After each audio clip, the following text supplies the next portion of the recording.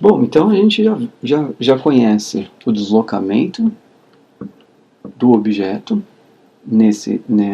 do objeto desse ponto até esse ponto, e já sabemos também que ele levou um intervalo de tempo, ΔT.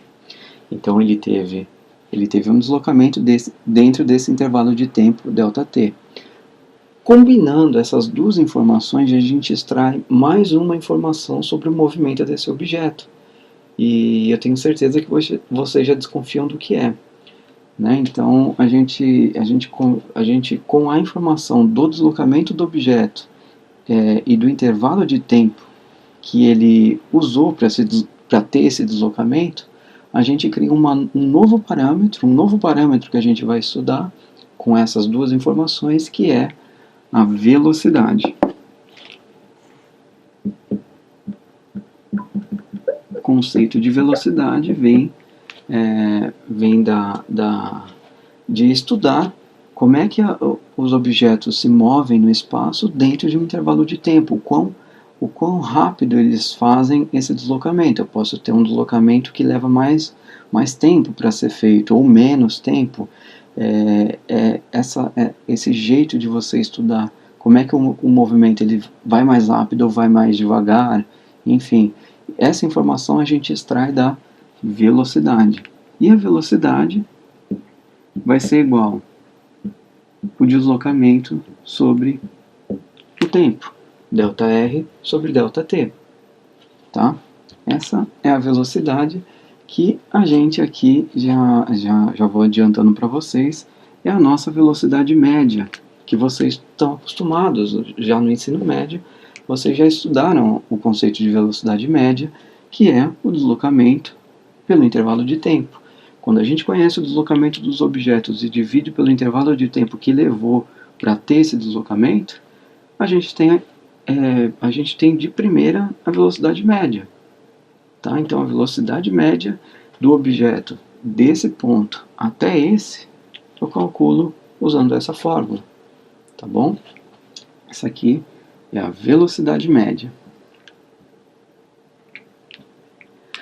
Bom, esse desenho aqui, essa figura, eu deixei ela aqui na lousa, porque ela já nos diz como a velocidade média não é um parâmetro tão bom para conhecer a velocidade do objeto daqui até aqui. Vocês conseguem ver isso na figura, o quão ruim está a velocidade média para descrever o movimento do objeto desse ponto até esse? Espero que vocês tenham reparado que desde o início eu desenhei a trajetória aqui do bloquinho, daqui até aqui. É essa linha tracejada aqui. E nessa linha tracejada, não necessariamente ele vai se deslocar com essa mesma velocidade média. É mais ou menos como vocês pensarem, por exemplo, numa viagem São Paulo-Rio. São Paulo-Rio em linha reta tem 358 quilômetros de distância. Tá? A distância entre Rio e São Paulo numa linha reta é de 358 quilômetros. Tipicamente, uma pessoa leva umas 5 horas para percorrer a distância Rio-São Paulo. E aí a gente, então o deslocamento de um carro que sai de São Paulo e vai para o Rio é de 358 quilômetros. Vamos por 360 quilômetros para facilitar as contas. 360 quilômetros. E ele leva 5 horas, então, né, vamos escrever aqui, ó, ΔR é 360 quilômetros. E o ΔT 5 horas, a gente teria uma velocidade média nessa situação que eu falei aqui, de 72 km por hora. Ou seja, uma pessoa que sai de São Paulo, faz a viagem São Paulo-Rio e leva 5 horas para completar essa viagem, a gente poderia dizer que a velocidade média do carro que a pessoa foi dirigindo foi de 72 km por hora. Mas vocês sabem muito bem que entre São Paulo e Rio, a gente não mantém uma velocidade, a mesma velocidade São Paulo-Rio. É impossível você ficar lá ali a 72 km por hora, né? É praticamente impossível vocês fazerem uma viagem nessas condições, a não ser que a estrada estivesse vazia e não acontecesse nada com o seu carro, ou então você não parasse absolutamente para nada, né? Num posto para comer algum salgado, enfim. Essa velocidade média, embora ela esteja me dando alguma informação sobre o movimento do carro São Paulo até o Rio, é um parâmetro que ele pode não corresponder à realidade do movimento. Tá? Então, a velocidade média é apenas para a gente ter uma noção do valor médio ali que foi desenvolvido entre a velocidade média ali que foi desenvolvida pelo objeto entre um ponto e outro, tá? Mas, obviamente, vocês já ficaram convencidos de que não é um parâmetro tão bom para descrever o movimento. Ele consegue ter uma ideia do global, né, da viagem completa. Mas se você quiser a velocidade num ponto específico da viagem, a velocidade média não vai ser tão boa. Porque se você quer um movimento ali perto de Resende, por exemplo, quando o carro está passando ali pela FAT, o carro pode estar a 120 por hora, naquele retão que tem, né, da Dutra. Pode estar a 120 km por hora e ali na frente ele já reduz para 60, enfim, vai reduzindo, aumentando a velocidade na média das 72 km por hora, mas não quer dizer que ele passou pela FAT a 72 km por hora, tá bom? Então é um parâmetro que ele é utilizado, mas ele não descreve muito bem o movimento, e nesse ponto a gente se pergunta, como é que eu faço então para melhorar o cálculo da velocidade? Já que a velocidade média não é boa, como é que eu faço para melhorar ela? Tá? Então, basicamente, a pergunta que a gente tem que fazer aqui, a pergunta que é relevante, e já que a velocidade média não é capaz de me dizer a velocidade em cada trecho da viagem, né, o trecho de Resende, por exemplo, que eu citei, então a pergunta que eu vou fazer aqui agora é a seguinte: como fazer para calcular a velocidade de um objeto em qualquer ponto dessa trajetória que liga o ponto inicial até o ponto final? Qual é o parâmetro, qual é a fórmula para a velocidade que vai me dizer a velocidade em cada pontinho da viagem que leva o bloco desse ponto, da posição R1, até a posição R2. Tá? A gente já viu que velocidade média não consegue responder isso para a gente. Então a gente vai trabalhar agora para tentar encontrar qual é a fórmula para a velocidade que me diz a velocidade num determinado ponto da viagem, daqui até aqui. Tudo bem? Vamos lá. Bom, então vamos continuar aqui no tema velocidade, né? Queremos encontrar uma expressão que nos diz como calcular a velocidade em cada trecho entre um ponto e outro, tá bom? Então olha só, vamos imaginar então aqui um ponto inicial,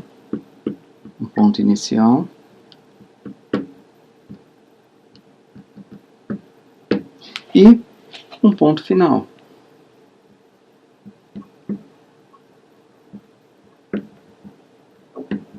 Certo? E aqui tem a trajetória desse objeto, desse ponto até esse ponto final, certo? Então aqui, se eu quiser a velocidade média, eu calculo o intervalo de tempo que leva daqui até aqui.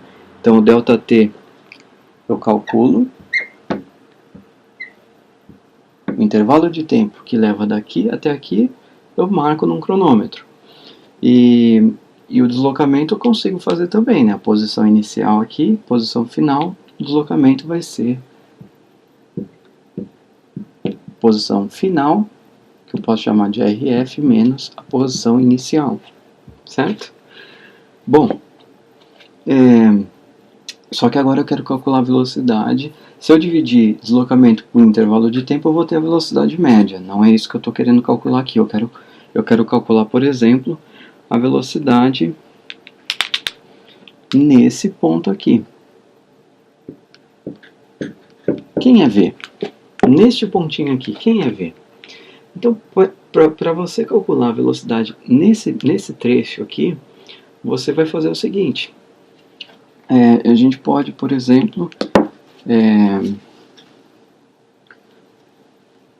dar um zoom nesse ponto. Dar um zoom aqui. Certo? Estou dando um zoom nesse pontinho aqui. Nesse pontinho aí, vocês vão ter um deslocamento, certo? O deslocamento desse pontinho aqui,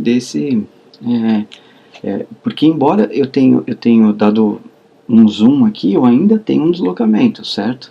Ainda vou ter um deslocamento.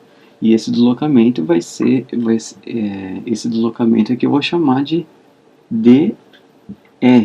Não vou usar o delta, porque o delta eu vou deixar pro global aqui, para toda a trajetória, tá? Então eu vou usar, em vez de usar delta, vou usar a letra D. dr é um deslocamento do objeto nesse trecho bem pequenininho aqui, porque eu não estou estudando toda a trajetória, eu só estou estudando esse pontinho aqui, tá? E aí eu vou, com o meu cronômetro, marcar o tempo que leva para ter esse deslocamento, tá? Então, o tempo que leva para ter esse deslocamento, eu vou chamar de dt, não ΔT, que de novo, ΔT eu vou usar para o percurso completo, tá? E aí o que eu vou fazer? Vou calcular a velocidade média. Só que nesse trecho, a velocidade média nesse trecho vai ser dr dt, certo? Velocidade média nesse trecho aqui vai ser esse deslocamento que ele teve dentro desse intervalo de tempo. Exatamente, eu estou usando a mesma equação para a velocidade média, só que agora aplicada para esse pontinho aqui. Só que, olha só, embora eu tenha dado zoom, eu posso dar mais um zoom aqui esse trecho já era pequeno. Eu posso dar um zoom ainda maior nesse ponto, certo? E eu posso continuar esse processo indefinidamente. Eu posso continuar fazendo esse cálculo de velocidade média. Se eu vir aqui e der mais um zoom, eu vou ter de novo um trechozinho, que eu posso dar um zoom nesse trechozinho até indefinidamente. Eu posso fazer esse processo e calcular várias velocidades médias. Entendendo o processo? O processo eu vou reduzindo cada vez mais a minha lupa, eu vou dando um zoom cada vez maior no pontinho que eu quero calcular a velocidade, até chegar num ponto que eu vou estar calculando num intervalo de tempo tão pequeno, mas tão pequeno, que a velocidade média ela vai se transformar. Quando eu estiver numa situação em que o intervalo de tempo ele é extremamente pequeno, a velocidade média se transforma no que a gente chama de velocidade instantânea, tá bom? Então, a ideia é a seguinte: eu vou pegando trechos cada vez menores, vou medindo o tempo desses trechos percorridos em intervalos cada vez menores, até que eu vou chegar num ponto limite, onde a velocidade média se transforma na velocidade instantânea, tá? E essa equação eu vou colocar aqui. Essa equação, percebam que eu não coloquei mais o mzinho, não é mais a velocidade média. Aqui é a equação para a velocidade, que vai ser no limite em que o intervalo de tempo vai a zero. Por que vai a zero? Porque o intervalo de tempo ele vai ficando cada vez menor, esse processo vai fazendo ele ficando cada vez menor, muito pequeno. Então é um limite em que o intervalo de tempo vai indo a zero, certo? ΔR, ΔT. Então, aqui eu estou chamando que a velocidade, no limite em que o intervalo de tempo que eu estou cronometrando vai a zero, essa equação aqui se transforma em dr dt,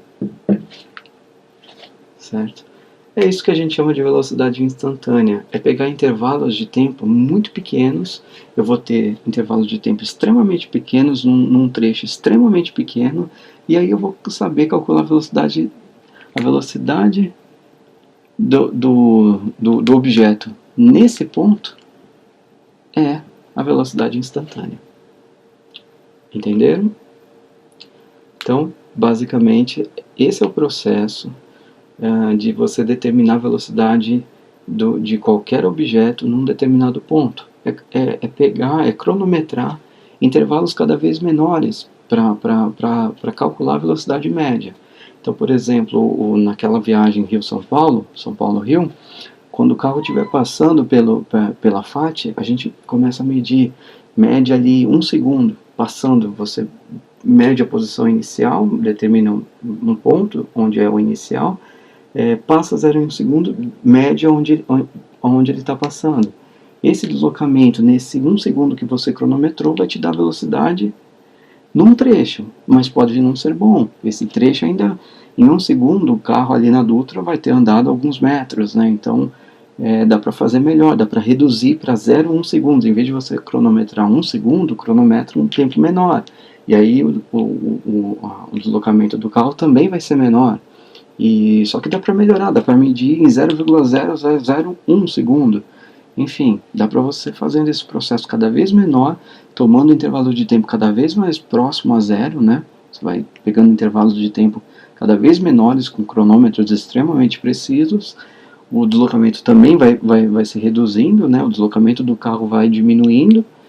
E aí você vai chegar numa determinada situação que você vai ter a velocidade média no intervalo de tempo e num espaço tão curto que você está medindo a velocidade num ponto, naquele instante, naquele momento, a velocidade do carro, a velocidade média vai se confundir com a velocidade do carro. Essencialmente, é essa a ideia que está por trás do cálculo da velocidade. É uma velocidade média extremamente precisa. É uma velocidade média que está sendo calculada num intervalo de tempo tão pequeno que ela nesse limite em que o intervalo de tempo vai a zero, você não tem uma velocidade média, você tem a velocidade naquele instante, tá bom? Então aqui a gente acho que já sobre velocidade tem um último comentário que dá para fazer, que é na cinemática o vetor velocidade é quem nos dá a direção do movimento. Essa é uma informação extremamente importante para vocês levarem até o final do curso de Física 1. É uma informação extremamente importante, que é a velocidade que nos diz para onde o movimento do objeto está apontando, em que direção ele está apontando naquele instante. É essa equação aqui que me diz, esse vetor, né, que me diz para onde está apontando a direção do movimento, tá? E a gente pode ver, a gente vai ver um pouquinho melhor. Eu vou apagar aqui e vocês vão compreender por que a velocidade é o melhor parâmetro, ou melhor, ele é o parâmetro para nos dizer para onde está apontando a direção do movimento, tá bom? Bom, então vamos ver como que a gente usa a velocidade para encontrar a direção do movimento. Então a gente vai estudar novamente aqui, enfim, um caso bem genérico, né, sem nenhuma aplicação, onde um objeto vai desse ponto aqui até esse ponto aqui, depois, né, aqui em T1, depois de um certo tempo, no instante T2 ele está aqui, e a trajetória dele é representada por essa linha tracejada aqui, tá bom? Então, como é que a gente obtém a direção do movimento em cada pontinho aqui? Porque olha só, nesse ponto está apontando para lá, aqui um pouquinho inclinado para baixo, nesse ponto tá apontando para baixo, né? Enfim, a direção do movimento é para onde o objeto está se movimentando num determinado instante. Tá? Isso já diz muita coisa. Bom, então vamos relembrar aqui, eu vou elencar aqui tudo que a gente sabe até agora sobre a descrição do movimento. A gente sabe usar o tempo, né? A gente tem um parâmetro do tempo para tentar entender esse movimento. Porque, enfim, ele para se movimentar daqui até aqui, ele levou um certo tempo para vir daqui até aqui. Depois a posição.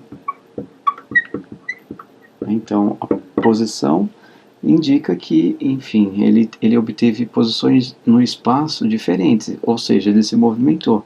Né? Se a posição dele fosse a mesma, conforme fosse passando o tempo, a posição dele não mudasse, significa que não há movimento. Em relação a mim, que estou observando, não tem movimento algum para objetos que estão em repouso, né? Então, a posição inicial e final é um parâmetro importante para descrever o movimento, certo? E velocidade, a gente acabou de ver, também nos dá o quão rápido esse objeto veio daqui até aqui, né? A velocidade tem essa informação.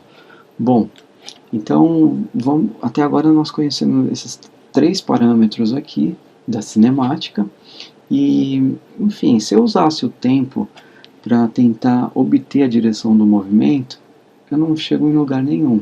Por quê? Porque o tempo ele simplesmente ele está passando, né? E o objeto ele vem daqui até aqui. Enfim, eu sei que no instante T1 ele está aqui, no instante T2 ele está aqui. E só. Eu não sei como ele veio parar aqui. Só lidando com o tempo. Eu não tenho essa informação.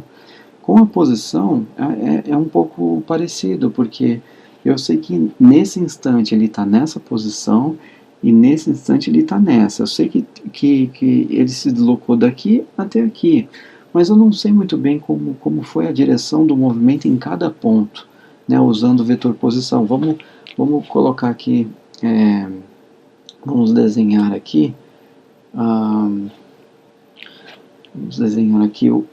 um eixo. Um eixo Y, um eixo X, e nós, na origem desse sistema de coordenadas, nós estamos aqui na origem desse sistema de coordenadas. Bom, a posição inicial do objeto é R1, e a posição final desse objeto é R2. Olha só, o vetor posição ele aponta, enfim, aqui ele aponta aqui para cima, aqui nessa direção, e se eu quero a direção do movimento nesse ponto aqui, ó, que eu vou chamar de R', eu sei que o objeto nesse ponto ele vai estar indo para baixo, de acordo com a trajetória que eu desenhei aqui em laranja, né, nessa curva aqui. Eu sei que ele está indo meio aqui para baixo. O vetor posição, nesse ponto, está apontando para cima. Então, o vetor posição também não é bom para dizer para onde está se movimentando o objeto. O que eu consigo fazer é calcular o deslocamento muito pequenininho. Lembra daquela ideia de pegar um deslocamento, um trecho muito pequeno, num intervalo de tempo muito pequeno também. E aí eu vou entrando no conceito de velocidade, eu vou desenhar aqui um pouco separado, mas imaginem que isso aqui é muito pequeno, é extremamente pequeno, tá? Então eu vou desenhar aqui o que eu vou chamar de R duas linhas, tá bom? Esse ponto é o R' e esse ponto aqui é o R duas linhas, tá? O deslocamento do objeto nesse trecho, olha só, o vetor de deslocamento, ele está aqui, ó. Embora esteja pequeno aqui nessa figura, esse deslocamento aqui é enorme, tá? Para calcular a velocidade no limite em que ΔT vai a zero, do deslocamento ΔT, para calcular a velocidade nesse ponto, esse ΔR está grande nessa forma. Eu consigo até desenhar ele. Então, no fundo, isso aqui é uma velocidade média entre esses dois pontos, R' e R2'. É a velocidade média do objeto para ir de R' até R2', tá bom? Mas eu fiz um grande para vocês entenderem que, olha só, a linha da trajetória está passando aqui e a linha do deslocamento está praticamente em cima da trajetória real da partícula. E nesse limite em que o intervalo de tempo vai se reduzindo a muito pequeno, isso aqui vai ficando tão pequeno, tão pequenininho, que o vetor de deslocamento ele vai estar apontando para onde a partícula vai se deslocar. O vetor de deslocamento aí, esse deslocamento ele vai ficando tão pequeno que no limite em que eu estou no intervalo tão pequenininho, esse deslocamento aponta para a direção do movimento. E na hora que o deslocamento aponta na direção do movimento, eu tenho que, no fundo, é a velocidade que me diz para onde os objetos se movimentam. É o vetor velocidade. Então, toda vez que vocês tiverem que responder a pergunta para onde o objeto está se movimentando num determinado instante, a resposta é só olhar para o vetor velocidade instantânea, não a velocidade média. Tá bom? A velocidade média não é o parâmetro correto para encontrar a direção do movimento. Quem nos dá essa informação é a velocidade instantânea, tá bom? A gente nem chama de velocidade instantânea, a gente chama simplesmente de velocidade. A velocidade do objeto num determinado instante é que nos dá a direção do movimento. A velocidade média, a gente, quando usa a expressão velocidade média, é o ΔR sobre ΔT, que vocês já estão acostumados mesmo, mas não é a velocidade média que me dá a direção do movimento, tá bom? Por enquanto a aula está um pouquinho assim abstrata, sem nenhum exercício, mas eu vou fazer vários exemplos aqui, tá? No mínimo 3, para vocês assimilarem todos esses conceitos, tá bom? Falta apenas mais um parâmetro para a gente concluir essa parte de cinemática, tá? Vamos lá.